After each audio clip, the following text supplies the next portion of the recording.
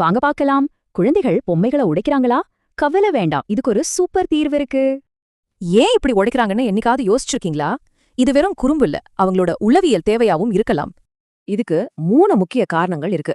உணர்வு தேடல், உங்க கவனத்தை ஈர்ப்பது, அல்லது தங்களோட உணர்ச்சியை கட்டுப்படுத்துறது தான். இதை சமாளிக்க 3 வழிகள் இருக்கு. பாதுகாப்பான மாற்றுப் பொருட்கள், முறையான விளையாட்டு, அப்புறம் நம்மளோட தொடர் கண்காணிப்பு.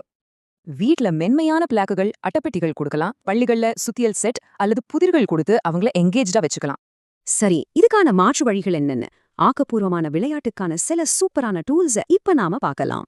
உடைக்க துடிக்கிற குழந்தைங்களுக்கு ஃபோம் அட்டைப்பெட்டிகளை கொடுங்க. இது ரொம்ப பாதுகாப்பானது, அவங்க ஆசையையும் ஈஸியா நிறைவேற்றிடும். அவங்களோட இந்த எனர்ஜிய லெகோ, சுத்தியல் செட் இல்லனா புதிர்களை சேர்க்கிற மாதிரி பயனுள்ள விஷயங்களா மாத்திடலாம். பொருட்களை பிரித்தெடுப்பது அல்லது உணர்வு தூண்டல் பாட்டில்களை பயன்படுத்துறது அவங்களோட உணர்வுபூர்வமான தேவைகளை சிறப்பா பூர்த்தி செய்யும். பொம்மைகளை கழுவுறது, பழுது பார்க்கறது போன்ற விளையாட்டுகள் பொருட்களை எப்படி கவனமா கையாளணுங்கிற பரிவுணர்வை குழந்தைகளுக்கு அழகா கத்துக் கொடுக்கும். இதுல ரொம்ப முக்கியமான விஷயம் என்ன தெரியுமா? குழந்தைங்க கவனமா விளையாடும்போது அவங்கள தாராளமா பாராட்டுங்க. அதுதான் முக்கியம். இந்த பாதுகாப்பான மாற்று வழிகள்ல இன்னைக்கு உங்க குழந்தை கூட எதை ட்ரை பண்ண போறீங்க? உடனே ஆரம்பிங்க.